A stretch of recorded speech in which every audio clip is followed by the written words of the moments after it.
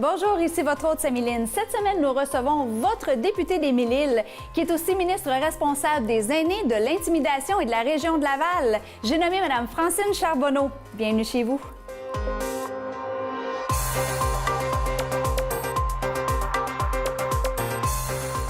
On a avec nous Francine Charbonneau. Merci beaucoup d'être là avec nous. Plaisir. D'abord et avant tout, on aime ça recevoir nos femmes députées. Une petite fille originaire de Montréal, Mme Charbonneau. Une petite fille qui est née à Montréal, oui. Puis on a décidé de venir à Laval-Camp. Bien, on est passé de Montréal à l'ouest de l'île pour l'adolescence et la jeune adulte. Puis je suis arrivée à Laval parce qu'un emploi m'emmenait à Laval. Puis finalement, bien, la vie a fait que le conjoint était à Laval, c'était facile et c'est bon à Laval. Maintenant, ça fait plus de temps que j'habite à Laval que j'ai habité ailleurs. Puis il y a moins de circulation aussi, on aime ça. Moins de circulation, je dirais pas ça. Je dirais que non. Hier, je revenais du bureau de comté, je m'en allais vers Chomédé, puis je pourrais vous dire qu'il y avait un peu de trafic. Mais Laval s'est densifié, donc peut-être que plus de voitures, ça veut dire qu'il y a plus de monde. Notre parcours, on a étudié en communication, on s'est en allé vers la communication. Est-ce que c'est quelque chose qui était important pour vous? On a fait plusieurs arrêts avant de... Honnêtement, le parcours est assez simple. Hein? Je suis allée en formation professionnelle, je suis coiffeuse de métier. Puis après, j'ai pas pu pratiquer très longtemps parce que j'ai une allergie à tous les détergents. Donc, après recommandation d'un médecin. Non, ça allait pas avec les permanentes, en tout cas. Alors, après un certain temps, un médecin m'a fortement conseillé de changer de métier. C'est ce que j'ai fait. Puis je me suis dirigée un petit peu plus vers la vente. Et je me suis ramassée. J'ai été dans plusieurs emplois qui étaient plus en relation avec la vente. Et après ça, c'est les enfants. Puis quand les enfants sont arrivés, bien, j'ai choisi avec mon conjoint de rester à la maison. Alors, j'ai fait un 10 ans à la maison. Ce qui m'a amenée, parce que c'est probablement votre prochaine question, ce qui m'a amenée à m'impliquer quand les enfants sont arrivés à l'école. Et c'est là que le parcours un peu politique a commencé, sans même m'en apercevoir. Parce qu'on était engagés, on voulait avoir du changement près de chez soi. Bien, on voulait suivre le parcours, hein, parce que les enfants, quand tu décides d'habiter à la maison avec eux, de rester avec eux tout le temps, bien, quand ils partent pour l'école, tu réalises que tu as un lâcher-prise à faire. Alors, tu dis, bien, tiens, il y a des possibilités. Il y avait, dans le temps que la plus vieille est rentrée à l'école, il y avait ce qu'on appelait les comités d'école. Ça n'existe plus comme ça maintenant. Mais les parents pouvaient s'impliquer dans des réunions, puis ils étaient consultés sur différents gestes qui se posaient à l'école auprès des enfants. Alors là, vous avez compris ma volonté de suivre le parcours des enfants puis aller là. Alors, j'ai suivi. Je suis arrivée à l'école Ville-Mère. C'était 25 parents dans un comité. Puis, on discutait des décisions que la direction de l'école prenait, puis les activités à l'école. Puis, j'ai trouvé ça le fun de pouvoir participer à la discussion. Oui, on y a pris goût. Puis, tranquillement, pas vite, bien là, j'ai fait les autres comités parce que les parents disaient, bien, vas-y, toi, vas-y. Hein, parce que ça prend tout le temps, c'est toujours le même monde, ça change pas le monde. Le monde des réunions, c'est toujours les mêmes personnes. Et là, les gens ont dit « vas-y toi ». Puis dans le « vas-y toi », bien, me voici députée de la circonscription de Mille-Îles. Donc, on est arrivé directement de un à l'autre, directement député? Non, parcours plus facile que ça encore, le chemin, c'est-à-dire les comités à l'école, après ça, les comités de parents, c'est-à-dire un parent de chacune des écoles qui se réunit une fois par mois dans une autre rencontre. Après ça, commissaire scolaire pendant 10 ans. Quand même. De ces 10 ans-là, 6 ans à la présidence de la commission scolaire. Et c'est là où, dès 2003, on a commencé à cogner un peu à ma porte, mais c'est en 2008, quand M. Clermont est venu me voir, que j'ai décidé de plonger, puis je suis allée au provincial. Et on n'a pas regardé à l'arrière depuis? On a pleuré un petit peu son emploi comme présidente de commission scolaire parce que j'adorais ça. J'étais vraiment dans un milieu que j'aimais beaucoup. Puis depuis, non, on n'a pas regardé en arrière puisqu'on sait que quand tu deviens député, tu as l'opportunité de changer un peu plus loin, un peu plus fort les choses alentour de toi. Puis ça fait en sorte que tu ne regrettes pas. C'est un beau flambeau qui nous est donné, en fait, porté. Oui, bien, c'est une confiance incroyable de la population qui dit « vas-y, parle pour nous » auprès du gouvernement du Québec. Et ce sont des décisions qui doivent les ressembler. Donc, à chaque fois qu'une décision se prend, à chaque fois qu'une discussion se fait, la voix que je porte, c'est la voix des gens de Mille-Îles. C'est pas la voix de Francine Charbonneau. Des fois, ça va venir teinter parce que l'expérience de vie fait que tu as un aperçu de ce que tu as le goût d'apporter dans On sait comment livrer le message. Exact. Aussi. Oui, aussi. Et de ce fait, bien, c'est un beau mélange des deux. Hein? La voix que je porte. Je suis pas agriculteur, mais 30 de mon comté est en agriculture. Alors, je me dois de m'informer, discuter, aller un petit peu plus loin. Connaître les enjeux. Exactement. Exactement. Donc, c'est vraiment, vraiment un travail fort intéressant. Quand on parle de la délimitation de votre comté, on parle de quoi? C'est fort simple pour Mille-Îles. Hein? Ça commence à la 19. Donc, la 19 tranche l'île de Laval. Ça commence pour moi là. Et ça se rend jusqu'au bout de Saint-François. Alors, vous avez compris que j'ai toute l'est de l'île. Moi, j'étais tout le temps à partir de la 19 jusqu'à temps que les mouches tombent dans l'eau. Parce que le bout de l'île, c'est ce que c'est. C'est ce que c'est, et voilà. On vient vous voir pour quel genre de dossier, Mme Charbonneau? On ne vient pas voir une députée parce que ça va bien. On vient au bureau de la députée parce qu'on se trouve dans une circonstance peut-être sporadique, peut-être permanente, d'une difficulté ou d'un problème qu'on n'arrive pas à trouver de solution. Donc, on peut venir nous voir au bureau de comté parce qu'il y a la députée, mais il y a toute son équipe. Puis, je suis très choyée. J'ai une équipe extraordinaire qui répond à tous les citoyens qui viennent cogner à la porte. Oui, parce qu'il faut séparer les tâches. Puis il faut aussi, nous, comme personnes, se séparer entre ici et Québec. Donc, des fois, c'est un petit peu difficile. Mais quand quelqu'un arrive au bureau de comté, premièrement, il prend rendez-vous pour voir avec qui il va faire affaire. Plus naturellement, ils vont dire « je veux voir Mme Charbonneau », mais dépendamment de la spécificité du problème, il peut se retrouver devant un conseiller politique.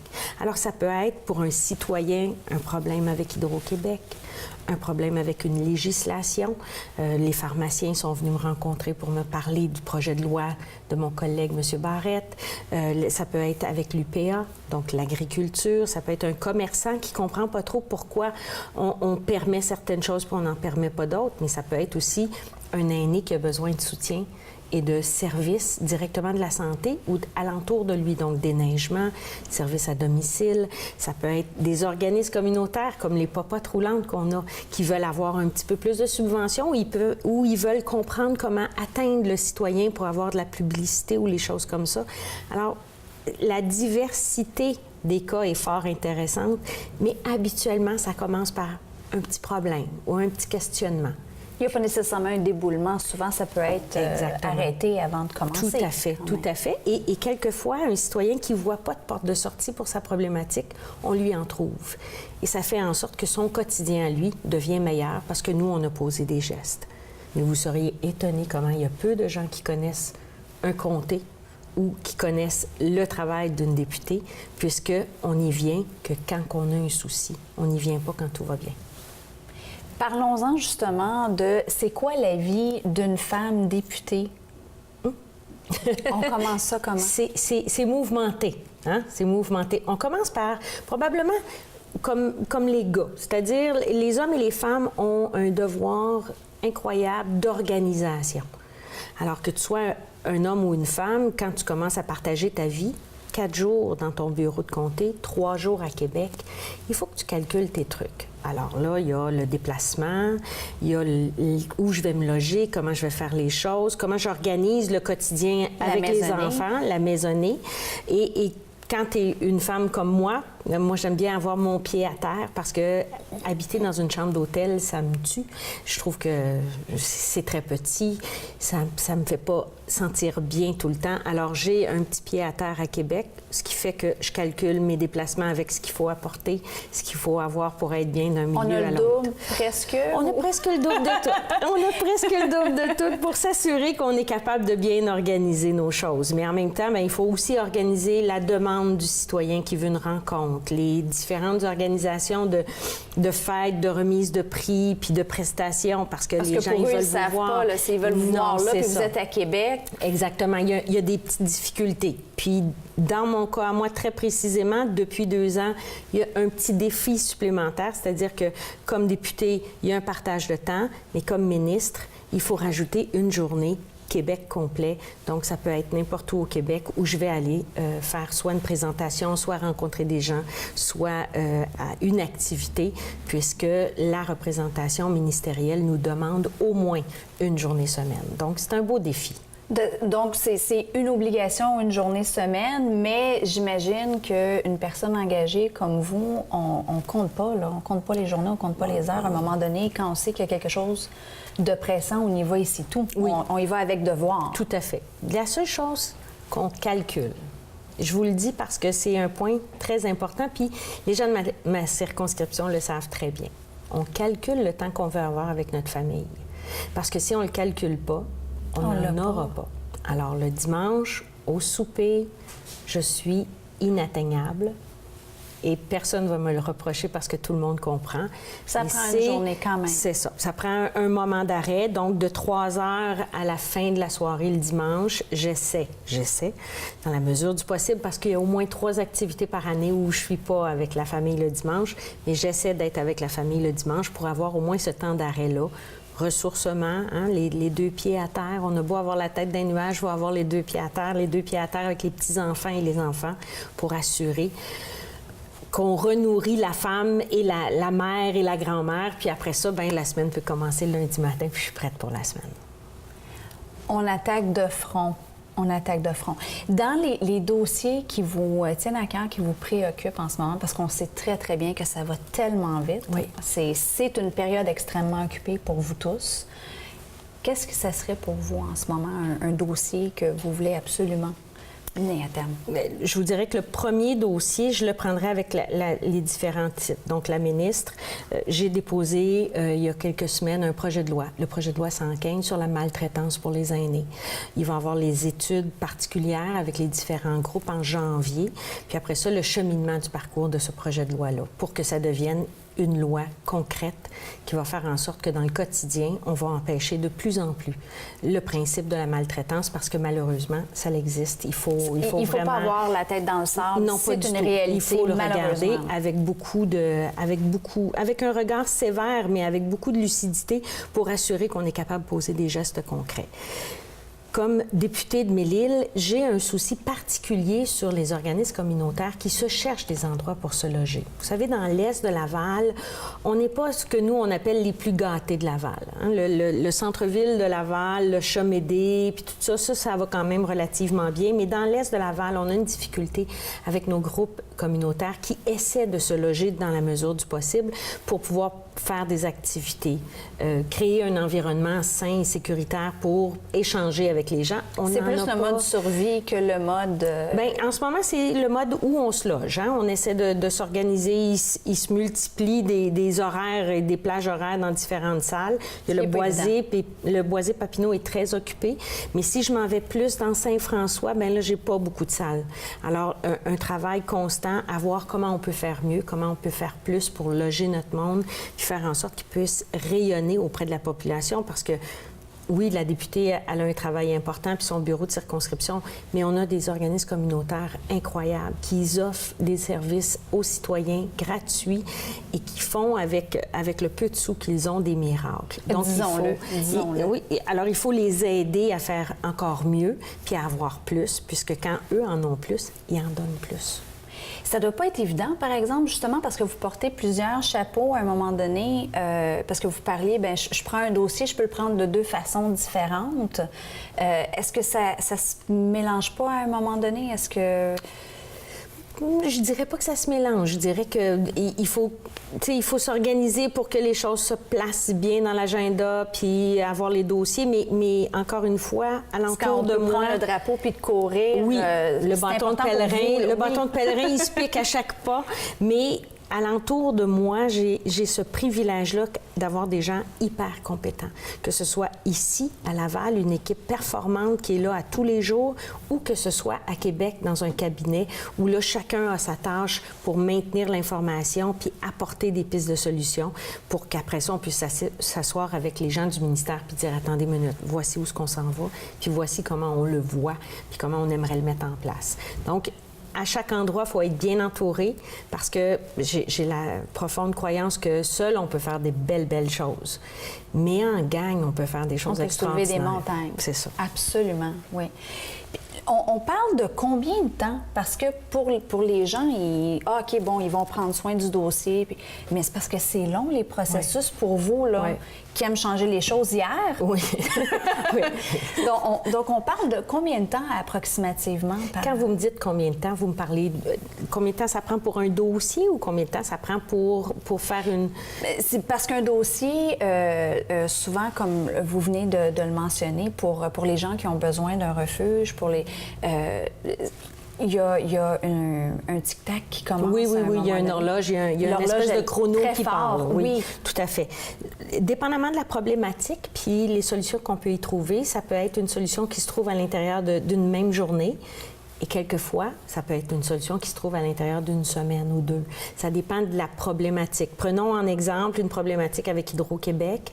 Bien, ça peut être quelque chose que la solution se trouve à l'intérieur même de la première journée parce qu'on appelle, on fait un plan d'aménagement, le citoyen s'engage, signe un contrat, puis ça finit là, le problème est réglé. Mais allons un peu plus loin, allons dans une problématique où là, le citoyen a fait un refus de paiement pendant plus d'1 an. Là, c'est un petit peu plus complexe. Hein? Il faut revoir, il faut rétablir la confiance entre la structure et le citoyen et voir comment on peut faire pour aménager. Alors ça, c'est pas 24 heures, ça peut être une semaine facilement. Et là, plus ma complexité de dossier est là, plus il faut que je fasse en sorte que ça se raccourcit dans le temps. Mais c'est pas toujours simple parce qu'il y a toujours un troisième joueur, celui qui va nous aider à trouver la solution. Et en bout de ligne, on est des faiseurs de solutions. C'est vraiment pour ça qu'on a pris le drapeau de devenir député ministre. La volonté, c'est de trouver la solution pour le citoyen puis améliorer la qualité de vie des citoyens dans laquelle tu t'occupes de la circonscription. Parce que ça fait toute la différence. Le travail termine jamais. Non. Il est toujours... chez nous, on dit le hamster, il tourne tout le temps, là, parce que tout geste posé, toute situation peut trouver des solutions. Puis des fois, tu ne la trouves pas nécessairement assis à ton bureau en train de travailler dans le 9 à 5.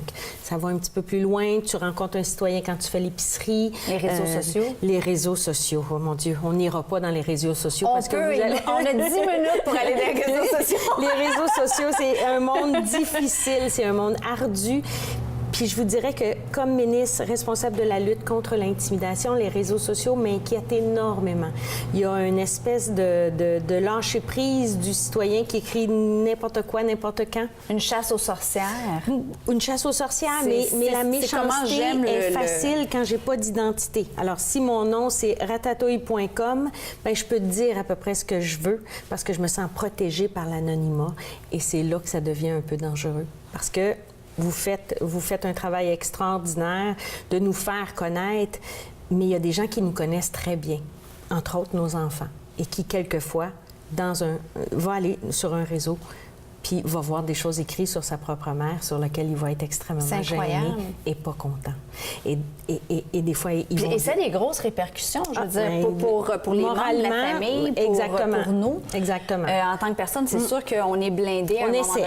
On n'a pas le choix. Oui. On n'a pas le choix, il faut être fort, mais il y a des répercussions tout à fait. à long terme. Vous savez qu'il y a des jeunes adolescents qui ont posé des gestes qu'on ne peut plus récupérer parce qu'ils ne voyaient pas la porte de sortie. Donc, les réseaux sociaux sont insidieux. Ils te suivent partout. Ils sont dans ton téléphone cellulaire, dans ton agenda électronique. Ils sont partout. Alors que tu sois chez toi, que tu sois au bureau, que tu sois dans la voiture en train de faire ton transport. Hein? Moi, j'ai ce privilège-là. Je ne conduis pas. Alors, je peux travailler tout en faisant le 3 heures de route que j'ai à faire. Mais les petites significatif. Là. Tu sais, il dit, mettons, tu viens de recevoir un message Twitter ou tu viens de recevoir les notifications, bien, tu vas voir parce que tu viens d'en recevoir une. Et de ce fait,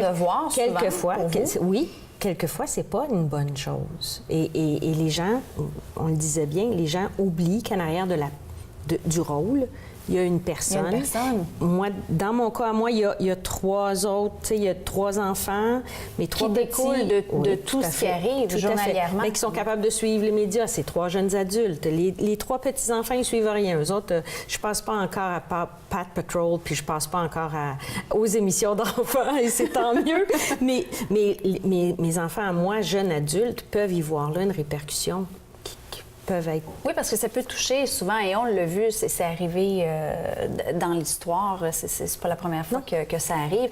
Et il y a des gens qui perdent leur emploi, même sur des choses qui sont pas nécessairement vraies non plus. Mais c'est dit. Donc, un coup que c'est dit, voilà. c'est entaché. On se prépare comment à ça? On se prépare pas. On essaie de rester dans la réalité. On se fait des soupers le dimanche soir avec ses enfants pour rester dans le bonheur. Je trouve ça tellement merveilleux. mais dans le fond, il faut toujours essayer de voir comment cette réalité-là elle a d'impact sur ton milieu, puis comment tu peux faire pour la contrer. C'est pas toujours simple, mais avec un peu d'effort, avec un peu de travail, puis des fois avec un peu de zénitude, un peu de lâcher prise, ben tu te dis, ben écoute... il faut que je respecte le fait qu'il y a des 24 heures où j'y vais pas du tout. Parce que ça a pris un plus grand... On en parle souvent parce que, justement, ça a pris une plus grosse ampleur. C'était pas une réalité dans nos vies professionnelles, peu importe notre métier. Quand on est dans le public, dans les médias, effectivement, ça touche beaucoup plus que les gens peuvent penser. Donc, c'est une réalité à laquelle il faut faire face. Il faut faire face à ça. Il faut se dire, ça existe. Des fois, ils attaquent pas la personne, ils attaquent le métier. Des fois, ils attaquent le gouvernement. Ou des décisions. Ou des décisions prises. Mais quelquefois, dans l'oubli, ben, ils attaquent la personne. Un trait physique, un mot mal dit, un mot anglicisé qui est glissé dans une phrase parce qu'on est dans une conversation très conviviale. Et tout à coup, il y a un petit message qui se passe puis que la personne commence par « Hey, toi ». Puis là, il y a quelque chose de négatif qui se dit. Alors, il faut qu'à un moment donné, tu prennes un pas de recul puis que tu te dises, OK, à qui s'adresse ce message? Pas, j'imagine. Non, on répond jamais. On efface, on répond pas. On répond pas. On efface quand ça devient agressif. Puis quand ça devient un peu menaçant, bien, on rapporte. J'encourage de rapporter. Oui, c'est important parce que c'est la seule chose qu'on peut faire, de répondre. Ça va qu'envenimer de toute façon. Oui. Donc, c'est tout... Et avec un peu de recherche, je suis sûre que vous seriez capable de parler à un agent de la paix qui vous dirait il y a peu de ressources en ce moment pour aller chercher tout ce qu'on a à chercher pour aller trouver quelqu'un qui peut être une menace. Il faut vraiment établir une nouvelle façon de faire maintenant pour aller voir jusqu'où ça va. C'est qui le fait, puis comment on peut faire pour arrêter cette personne-là. Qui vient vous voir en ce moment à vos bureaux? C'est juste un beau mélange, hein? Il y a le citoyen, il y a les organismes, il y a, dans le cas du bureau de Mélile, bien, il y a la communauté lavalloise, ça peut être des politiciens de la ville, hein, des conseillers municipaux qui viennent me parler de projets, mais ça peut être aussi un organisme national. On a eu le privilège de rencontrer plusieurs personnes au bureau de comté, que ce soit du docteur Julien jusqu'au petit organisme de popote roulante qui veut mieux s'organiser puis avoir des équipements de four et de frigidaire. Mais ça peut être aussi monsieur, madame, tout le monde qui veulent me parler de toutes sortes de petites problématiques ou de soucis qu'ils ont. Est-ce qu'on arrive avec des solutions des fois? Ah oui, nécessairement. On n'a pas de cage-choix. Pas pour vous, pour eux? Oui, c'est pour eux la solution. Non, parce que pour vous, c'est sûr que c'est votre métier de donner des solutions, c'est votre passion, c'est votre raison de vivre, mais est-ce que les citoyens arrivent quelquefois avec « Ah, mais on a pensé à ça, puis ça arrive, des bonnes nouvelles? » Oui, ça l'arrive même des gens qui viennent nous voir parce qu'on les a appelés pour dire « Écoutez, on a réussi à avoir une petite subvention pour vous ou une aide à l'action bénévole et on va vous donner des sous. » Et là, ils sont très joyeux, puis ils viennent chercher les sous, puis ils nous disent ce qu'ils vont faire avec, puis ils sont très, très contents. Là. Ça l'arrive des solutions. Et ça l'arrive des gens qui viennent... Ça peut pas toujours aller mal. Non, c'est ça. Puis des projets, il y en a des beaux, là. Il y a des gens qui viennent nous présenter des choses qui sont extraordinaires, qui partent d'une idée, d'un citoyen qui était assis chez lui, puis qui a dit « Hey, moi, j'ai vécu cette problématique-là, puis j'ai trouvé cette solution-là, mais vous pourriez l'étendre. » Et il y a des fois où ça marche et que ça fait quelque chose de vraiment, vraiment chouette, là. Que ce soit de l'arbre de joie qui vient d'une école, où là, tu peux aller acheter des cadeaux de Noël puis pour des enfants qui en auront probablement pas, que ce soit pour avoir un peu plus de sous pour contribuer à une activité de personnes aînées dans une résidence. Il y en a plein de belles idées qui viennent. Ils viennent nous voir parce que peut-être qu'en bout de ligne, une petite solution qui se monnaie, hein, qui est en sous, qui fait en sorte qu'un petit montant peut faire un grand plaisir. Puis on participe dans ce temps-là avec un grand plaisir parce que c'est toujours le fun. C'est des bonnes nouvelles, là, si ça arrivait à tous les jours, ça serait vraiment chouette. Ça arrive, je dirais, aux 3 jours, mettons. Parce qu'il y a au moins 2-3 jours où on a des solutions à trouver. Mais c'est bien, ça nous remonte un peu dans ce temps. Tout à fait. Oh, oui. Ça fait du bien. Ça fait du bien. Ça nous donne ça nous fait revivre un petit peu pour c'est pour ça qu'on fait ça. Oui. Parce que oui, il y en a des belles. Puis il y a des gens qui reviennent nous voir, puis qui viennent nous dire merci ou qui nous écrivent un petit mot, puis qui le laissent dans la boîte à mal pour dire la solution trouvée, c'était vraiment la bonne réponse. Merci à Manon, merci à Carl, merci à Joanne, parce que ce sont des gens qui travaillent dans le bureau. Oui, de la reconnaissance du citoyen envers le personnel, c'est excessivement touchant parce qu'on sait qu'on a trouvé des solutions. Madame Charbonneau, ça va vraiment trop vite parce que c'est presque l'heure de la fin. Comme je le fais avec tous mes invités, je vous invite à parler à vos citoyens. Je vous réinvite à notre émission pour pouvoir nous dire sur quoi on travaille de bon pour le comté à venir parce qu'il y a plein de belles nouvelles que vous allez nous rapporter. Oui, on a vraiment hâte. Je vous donne la parole. Merci. Alors, chers citoyens de Melle-Île, c'est un plaisir de travailler pour vous, mais surtout avec vous, parce que c'est ça le principe. Hein? On travaille ensemble, puis on fait en sorte qu'on améliore le comté de Melle-Île. Sachez que 2017 sera une grande année, une année où on va s'investir énormément dans la protection du citoyen, mais aussi dans la volonté de faire, je dirais, rayonner les organismes communautaires pour nous assurer qu'à tous les jours, vous vous y retrouvez, puis qu'il y ait un plaisir à habiter dans ce que moi j'appelle mon orgueil personnel, le plus beau comté de Laval, Melle-Île. Madame la ministre, députée Charbonneau, merci de votre générosité. Merci à vous. Au plaisir. C'est déjà le temps de nous quitter. Merci à tous nos invités collaborateurs et à vous d'avoir été des nôtres pour cette autre émission à votre image. Bienvenue chez vous. Vous savez que cette émission sera en rappel 4 fois semaine sur tous les réseaux de TV Laval au bas de l'écran. On se retrouve la semaine prochaine. D'ici là, je vous envoie le plein d'énergie positive. Ici votre hôte, Samy Lynn.